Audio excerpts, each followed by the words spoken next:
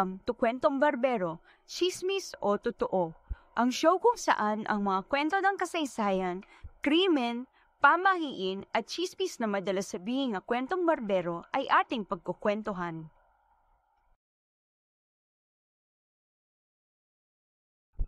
Ako si Marites Historian. Sa ating channel, hindi lang chismis kundi pati mga misteryo ng nakaraan, pamahiin, krimen at kasaysayan Pilipino ang ating pag-uusapan.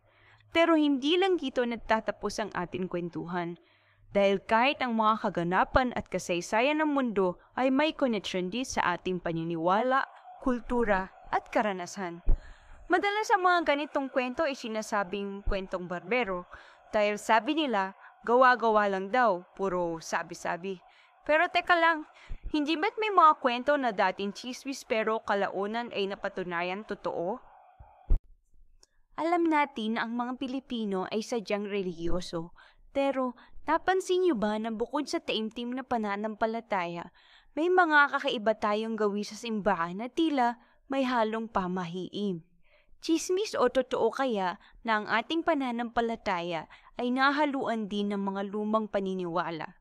Halika, pag-usapan natin ang top 5 pamahiin sa simbahan. Bago pa man dumating ang Katolisismo, mayroon ng sariling paniniwala ang mga Pilipino tungkol sa mga espiritu, mga ritual at koneksyon sa kalikasan. Nang dumating ang Kastila, hindi ito ganap na pinalitan kundi nahaluan lamang ng ibang paniniwala. Ang mga santo ay naging mga bagong espiritu na pwedeng tawagin para sa iba't ibang pangangailangan. At ang mga ritual ng simbahan ay kinapalooban ng mga lumang gawi. Karamihan sa mga pamahiin ay hindi nakasulat sa mga aklat noon, kundi naipasa sa pamamagitan ng bibig mula sa mga magulang, lolo't lola at mga nakakatanda sa komunidad. Minsan, ang mga pamahiin ay nagmula sa mga simpleng praktikal na payo na sa paglipas ng panahon ay nakabuo ng malas o swerte na koneksyon. Bagamat walang iisang Biblia ng lahat ng pamahiin, ang mga gawa ng mga Pilipinong folklorists at anthropologists ay malalim na nagdidiskusyon dito. Ang isa sa pinakakilala ay si Mr. Felipe Landa Jocano. Ang kanyang mga aklat at pananaliksik tulad ng Filipino Value System ay malalim na nagtatalakay sa mga paniniwalang Pilipino, kabilang ang mga pamahiin at ang kanilang koneksyon sa kultura. Kaya't ang pinagmulan ng mga pamahiin ay isang patuloy na pag-aaral na kung paano nagtagpo at nagsama ang pananampalataya, tradisyon at karanasan ng mga Pilipino.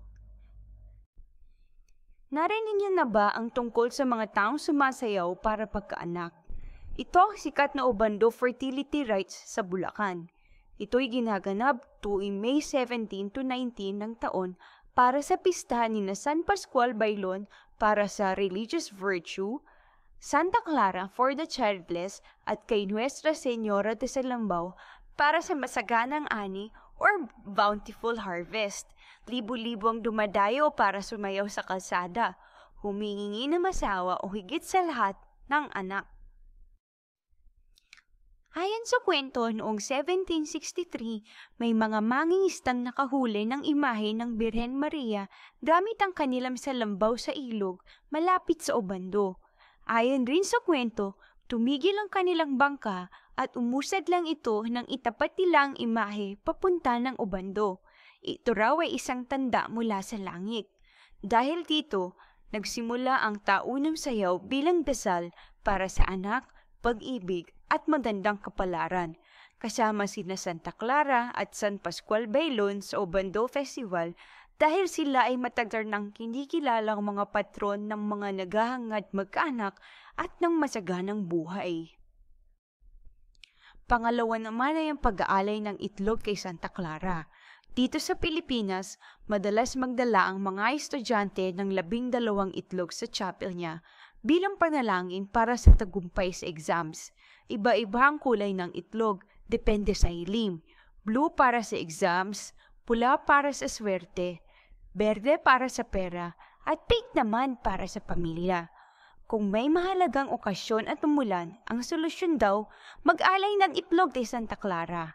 Ang paniniwala, kapag inalayan mo siya ng itlog, titigil ang ulan at sisikat ang araw. Si Santa Clara ay isang made mula sa Assisi, Italy noong 13th century. Siya ay nagtatag ng kongregasyong Poor Clares na sumusunod sa aral ni Saint Francis of Assisi. Siya ay kinikilalang patron saint ng magandang panahon dahil ang pangalan niya ay Clare na ang ibig sabihin ay pagliwanan ng langit matapos ang ulan.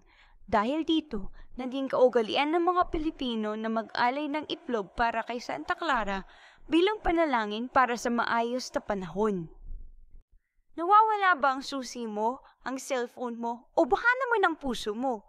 Sabi ng marami, tawagin mo lang si San Antonio de Padua at siguradong mahanap mo yan. Ito ay isang pinakapopular na dasal para sa mga nawawalang gamit at maraming Pilipino ang may personal na kwento ng himala matapos siyang tawagin. Kung may nawawalang susi, bagahe o dokumento, madalas siyang dinadasalan at nilalagyan ng puting kandila ang altar niya bilang panalangin na mahanap ito.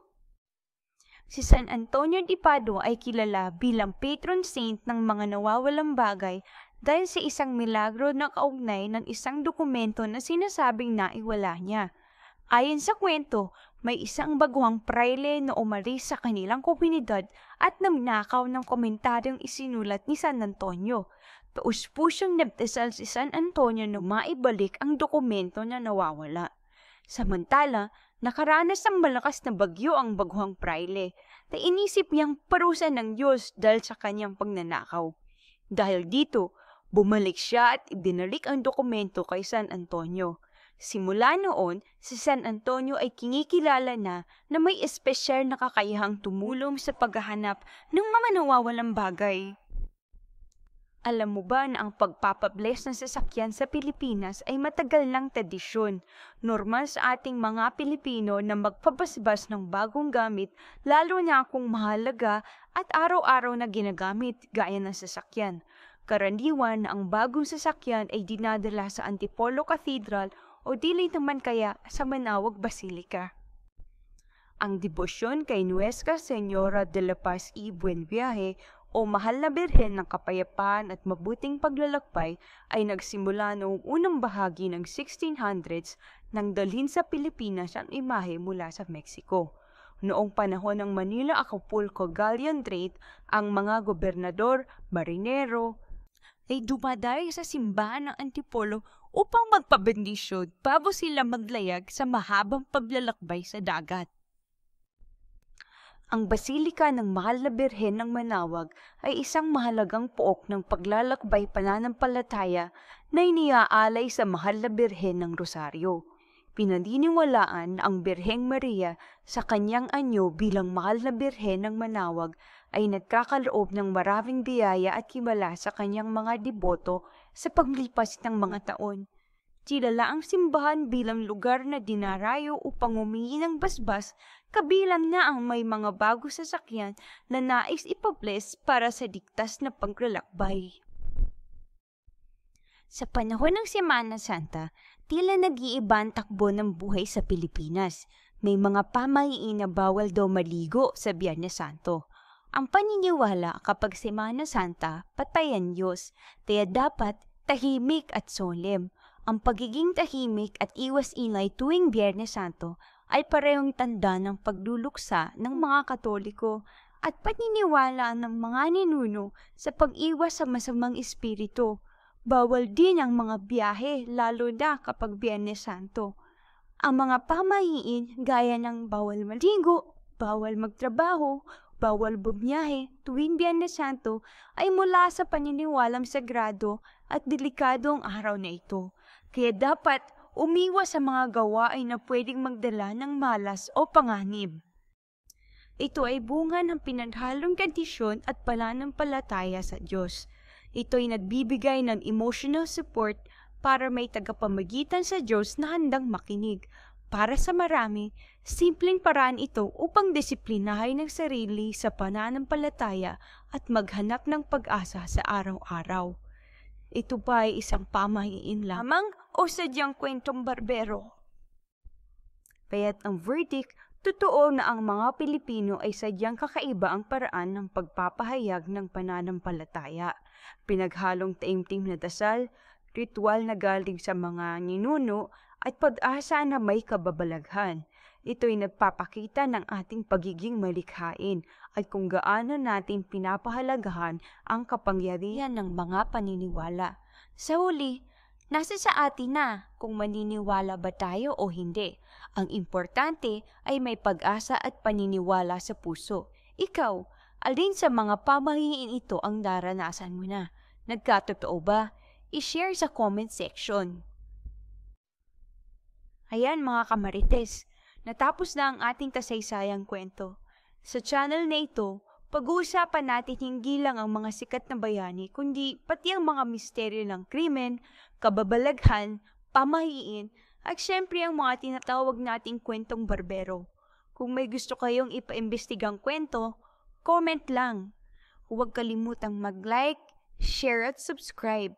Ako si Marites Historian at ito ang Kwentong Barbero, Chismis o Totoo.